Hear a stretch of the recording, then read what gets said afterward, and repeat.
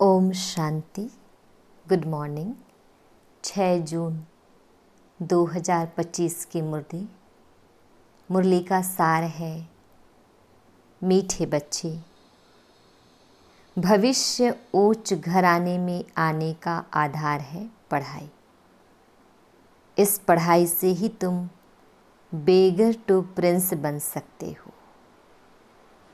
मीठे बच्चे, भविष्य ऊंच घराने में आने का आधार है पढ़ाई। इस पढ़ाई से ही तुम बेगर टू प्रिंस बन सकते हो। प्रश्न है, गोल्डन स्पून इन माउथ 2 प्रकार से प्राप्त हो सकता है। कैसे? गोल्डन स्पून इन माउथ 2 प्रकार से प्राप्त हो सकता है, कैसे? उत्तर है बाबा का, एक भक्ति में दान पुण्य करने से, दूसरा ज्ञान में पढ़ाई से। भक्ति में दान पुण्य करते हैं तो राजा या साहूकार के पास जन्म लेते हैं, लेकिन वह हो गया हद का। तुम ज्ञान में पढ़ाई से गोल्डन स्पून इन माउथ पाते हो। यह है बेहद की बात। भक्ति में पढ़ाई से राजाई नहीं मिलती। यहाँ जो जितना अच्छी रीति पढ़ते हैं उतना ऊंच पद पाते हैं। ओम शांति। डिटेल है, मीठे मीठे शिकिल दे बच्चों को रूहानी बाप बैठ समझाते हैं। इनको कहा जाता है रूहानी ज्ञान। बाप आकर भारतवासी बच्चों को समझाते हैं, अपने को आत्मा समझो और बाप को याद करो। यह बाप ने खास फरमान किया है तो वह मानना चाहिए ना। ऊंच ते ऊंच बाप की श्रीमत मशहूर है। यह भी तुम बच्चों को ज्ञान है कि सिर्फ शिव बाबा को ही श्री श्री कह सकते हैं। वही श्री श्री बनाते हैं। श्री माना श्रेष्ठ। तुम बच्चों को अभी पता पड़ा है कि इन्हों को बाप ने ऐसा बनाया। हम अभी नई दुनिया के लिए पढ़ रहे हैं। नई दुनिया का नाम ही है स्वर्ग, अमरपुरी। महिमा के लिए नाम बहुत है। कहते भी हैं स्वर्ग और नर्क। फलाना स्वर्गवासी हुआ तो गोया नरकवासी थे ना। परंतु मनुष्यों में इतनी समझ नहीं।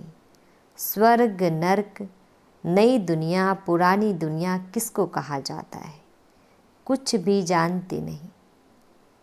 बाहर का भपका कितना है। तुम बच्चों में भी थोड़े हैं जो समझते हैं। बरोबर हमको बाप पढ़ाते हैं। हम यह लक्ष्मी नारायण बनने के लिए आए हैं। हम बेगर टू प्रिंस बनेंगे। पहले पहले हम जाकर राजकुमार बनेंगे। जब पढ़ाई है, जैसे इंजीनियरिंग, बैरिस्टरी आदि पढ़ते हैं तो बुद्धि में रहता है कि हम घर बनाएंगे, फिर यह करेंगे। हर एक को अपना कर्तव्य स्मृति में आता है। तुम बच्चों को जाकर बड़े ऊंच घर में जन्म लेना है। इस पढ़ाई से जो जितना जास्ती पढ़ेगा उतना बहुत ऊंच घर में जन्म लेगा। राजा के घर में जन्म ले, फिर राजा ही चलाने हैं। गाया भी जाता है गोल्डन स्पून इन माउथ। एक तो ज्ञान द्वारा यह गोल्डन स्पून इन माउथ मिल सकता है। दूसरा, अगर दान पुण्य अच्छी रीति करे तो भी राजा के पास जन्म मिलेगा। वह हो गया हद का। यह है बेहद का। हर एक बात अच्छी रीति समझो। कुछ भी समझ में ना आए तो पूछ सकते हो। नोट करो, यह बातें बाबा से पूछना है। मुख्य है ही बाप के याद की बात। बाकी कोई संशय आदि है तो उनको ठीक कर देंगे। यह भी बच्चे जानते हैं, जितना भक्ति मार्ग में दान पुण्य करते हैं तो साहूकार के पास जन्म लेते हैं।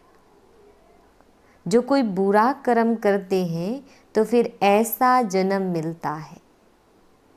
कोई कोई का तो ऐसा कर्म बंधन है जो बात मत पूछो। यह सब है पास्ट का कर्म बंधन। राजाएं भी कोई कोई ऐसे होते हैं। बड़ा कर्म बंधन कड़ा होता है। इन लक्ष्मी नारायण को तो कोई बंधन नहीं। वहाँ है ही योग बल की रचना। जबकि योग बल से हम विश्व की राजाई ले सकते हैं, तो क्या बच्चा पैदा नहीं हो सकता? पहले से ही साक्षात्कार हो जाता है। वहाँ तो यह कॉमन बात है। खुशी में बाजे बजते रहते हैं। बूढ़े से बच्चा बन जाते। महात्मा से भी बच्चे को जास्ती मान दिया जाता है, क्योंकि वह महात्मा तो फिर भी सारी लाइफ पास कर बड़ा हुआ है। विकारों को जानते हैं, छोटे बच्चे नहीं जानते। इसलिए महात्मा से भी ऊंच कहा जाता है। वहाँ तो सब महात्माएं हैं।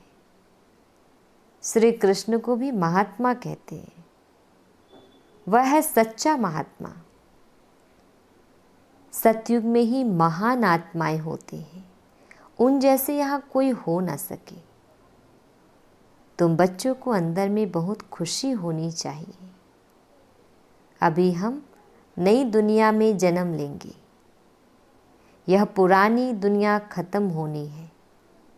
घर पुराना होता है तो नए घर की खुशी होती है ना। कितने अच्छे अच्छे मार्बल आदि के घर बनाते हैं। जैनी लोगों के पास पैसे बहुत होते हैं। वह अपने को ऊंच कुल के समझते हैं। वास्तव में यहाँ कोई ऊंच कुल तो है नहीं। ऊंच कुल में शादी के लिए घर ढूंढते हैं। वहाँ कुल आदि की बात नहीं होती। वहाँ तो एक ही देवताओं का कुल होता है, दूसरा ना कोई। इसके लिए तुम संगम पर अभ्यास करते हो कि हम एक बाप के बच्चे सब आत्मा है। आत्मा है फर्स्ट, पीछे है शरीर। दुनिया में सब देह अभिमानी रहते हैं। तुमको अभी देही अभिमानी बनना है। गृहस्थ व्यवहार में रहते अपनी अवस्था को जमाना है। बाबा को कितने बच्चे हैं, कितना बड़ा गृहस्थ है, कितने ख्यालात रहते होंगे। इनको भी मेहनत करनी पड़ती है। मैं कोई सन्यासी नहीं हूँ। बाप ने इनमें प्रवेश किया है। ब्रह्मा, विष्णु, शंकर का चित्र भी है ना। ब्रह्मा है सबसे ऊंच, तो उनको छोड़ बाप किस में आएंगे? ब्रह्मा कोई नया पैदा नहीं होता। देखते हो ना इनको कैसे अडॉप्ट करता हूँ। तुम कैसे ब्राह्मण बनते हो, इन बातों को तुम ही जानो और क्या जाने। कहते हैं यह तो जवाहरी था, इनको तुम ब्रह्मा कहते हो।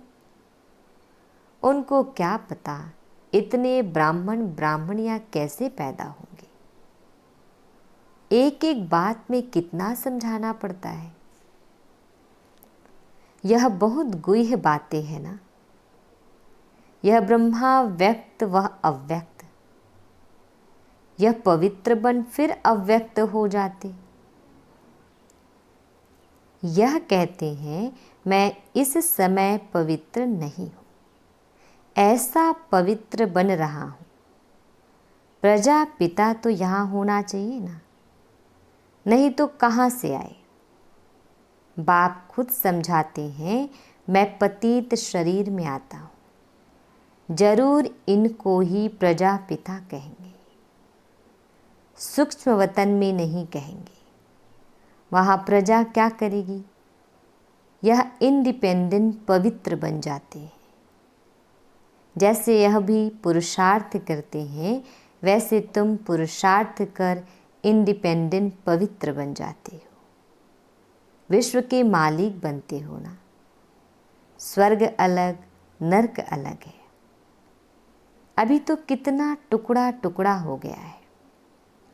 5000 वर्ष पहले की बात है, जबकि इनका राज्य था। वो लोग फिर लाखों वर्ष कह देते हैं। ये बातें समझेंगे भी वही जिन्होंने कल्प पहले समझा होगा। तुम देखते हो यहाँ मुसलमान, पारसी आदि सब आते हैं। खुद मुसलमान फिर हिंदुओं को नॉलेज दे रहे हैं। वंडर है ना। समझो कोई सिख धर्म के हैं, वह भी बैठ राजयोग सिखलाते हैं। जो कन्वर्ट हुए हैं वह फिर ट्रांसफ़र हो देवता कुल में आ जाएंगे। सैम्पलिंग लगता है। तुम्हारे पास क्रिश्चियन, पारसी भी आते हैं, बौद्ध भी आएंगे। तुम बच्चे जानते हो, जब समय नज़दीक आएगा तब चारों ओर से हमारा नाम निकलेगा। एक ही भाषण तुम करेंगे तो ढेर तुम्हारे पास आ जाएंगे। सबको स्मृति आ जाएगी। हमारा सच्चा धर्म यह है। जो हमारे धर्म के होंगे वह सब आएंगे तो सही ना। लाखों वर्ष की बात नहीं है। बाप बैठ समझाते हैं, तुम कल देवता थे, अभी फिर देवता बनने के लिए बाप से वर्षा ले रहे हो। तुम सच्चे सच्चे पांडव हो। पांडव अर्थात पंडे, वो है जिस्मानी पंडे। तुम ब्राह्मण हो, रूहानी पंडे। तुम अभी बेहद के बाप से पढ़ रहे हो। यह नशा तुमको बहुत होना चाहिए। हम बाप के पास जाते हैं जिनसे बेहद का वर्षा मिलता है। वह हमारा बाप टीचर भी है। इसमें पढ़ने के लिए कोई टेबल, कुर्सी आदि की दरकार नहीं। यह तुम लिखते हो सो भी अपने पुरुषार्थ के लिए। वास्तव में यह समझने की बात है। शिव बाबा तुमको पत्र लिखने के लिए या पेंसिल आदि उठाते हैं। बच्चे समझेंगे शिव बाबा के लाल अक्षर आए हैं। बाप लिखते हैं रूहानी बच्चे।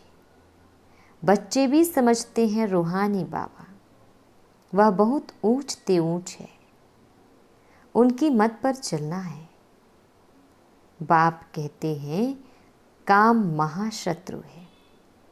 यह आदि मध्य अंत दुख देने वाला है। उस भूत के वश मत हो, पवित्र बनो। बुलाते भी हैं, हे पतित पावन।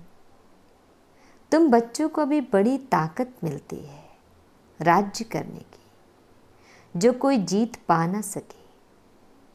तुम कितने सुखी बनते हो, तो इस पढ़ाई पर कितना अटेंशन देना चाहिए।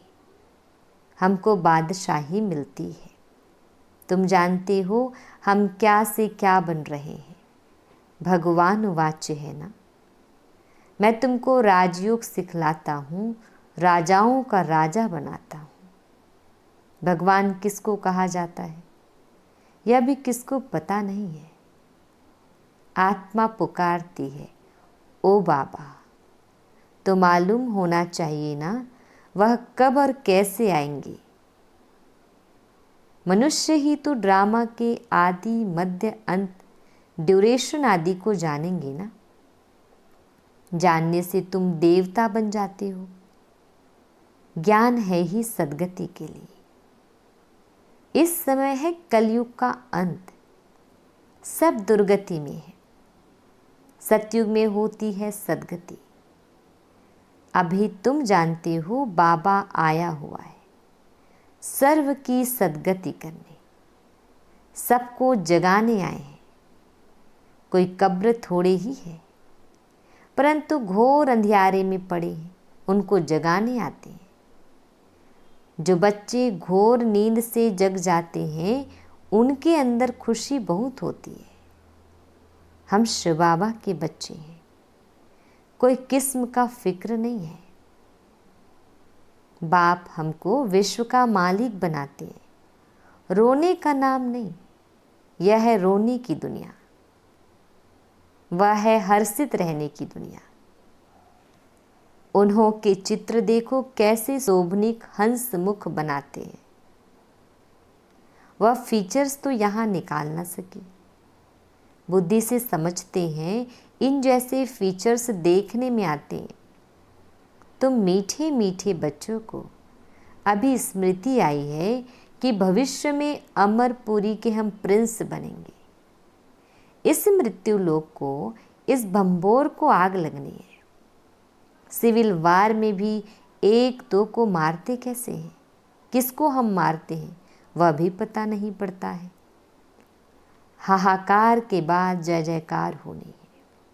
तुम्हारी विजय, बाकी सब विनाश हो जाएंगे। रुद्र की माला में पिरोकर फिर विष्णु की माला में पिरोए जाएंगे। अभी तुम पुरुषार्थ करते हो अपने घर जाने के लिए।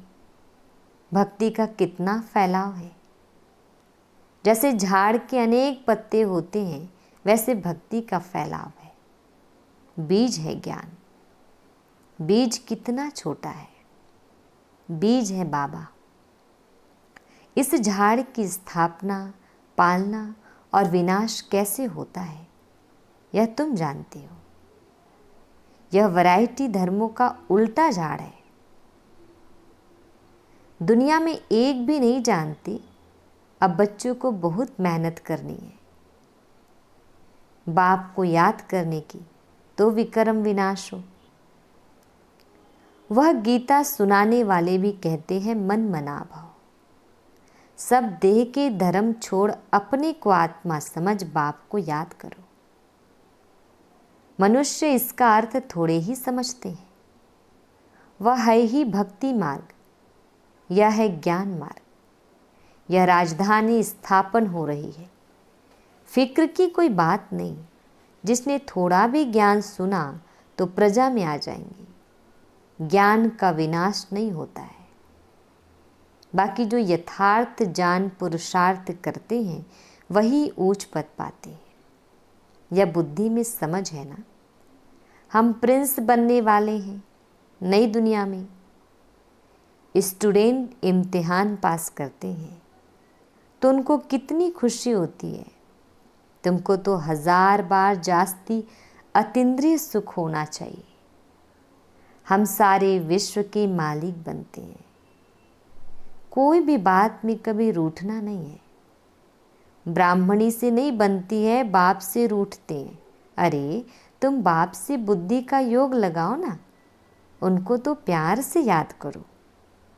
बाबा बस आपको ही याद करते करते हम घर आ जाएंगे। अच्छा, मीठे मीठे शिकिल दे बच्चों प्रति माता पिता बाप दादा का याद प्यार और गुड मॉर्निंग। रूहानी बाप की रूहानी बच्चों को नमस्ते। हम रूहानी बच्चों की रूहानी माता पिता बाप दादाजी को याद प्यार गुड मॉर्निंग और नमस्ते। शुक्रिया मीठे प्यारे बाबा, आपका लाख लाख शुक्रिया। धारणा के लिए मुख्य सार है। फर्स्ट पॉइंट है, किसी भी बात का फिक्र नहीं करना है। सदा हर्षित रहना है। स्मृति रहे हम शिव बाबा के बच्चे हैं। बाप आए हैं हमें विश्व का मालिक बनाने। सेकंड पॉइंट, अपनी अवस्था को एक रस बनाने के लिए देही अभिमानी बनने का पुरुषार्थ करना है। इस पुराने घर से ममत्व निकाल देना है। वरदान, मनन शक्ति द्वारा बुद्धि को शक्तिशाली बनाने वाले मास्टर सर्वशक्तिमान भव। मनन शक्ति द्वारा बुद्धि को शक्तिशाली बनाने वाले मास्टर सर्वशक्तिमान भव। डिटेल है, मनन शक्ति ही दिव्य बुद्धि की खुराक है। जैसे भक्ति में सिमरन करने के अभ्यासी हैं, ऐसे ज्ञान में स्मृति की शक्ति है। इस शक्ति द्वारा मास्टर सर्वशक्तिमान बनो।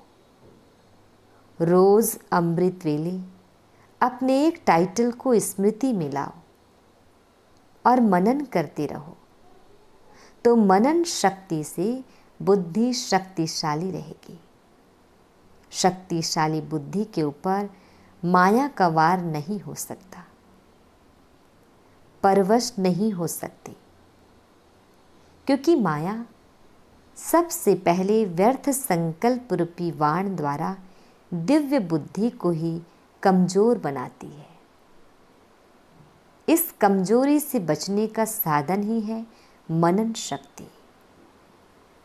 स्लोगन: आज्ञाकारी बच्चे ही दुआओं के पात्र हैं। दुआओं का प्रभाव दिल को सदा संतुष्ट रखता है। आज्ञाकारी बच्चे ही दुआओं के पात्र हैं। दुआओं का प्रभाव दिल को सदा संतुष्ट रखता है। अव्यक्त इशारे आत्मिक स्थिति में रहने का अभ्यास करो, अंतर्मुखी बनो। डिटेल है: सदा बेहद की आत्मिक दृष्टि, भाई भाई के संबंध की वृत्ति से किसी भी आत्मा के प्रति शुभ भावना रखने का फल जरूर प्राप्त होता है। इसलिए पुरुषार्थ से थको नहीं, दिल शिकस्त भी नहीं बनो। निश्चय बुद्धि हो, मेरेपन के संबंध से न्यारे हो। शांति और शक्ति का सहयोग आत्माओं को देते रहो। अच्छा, ओम शांति।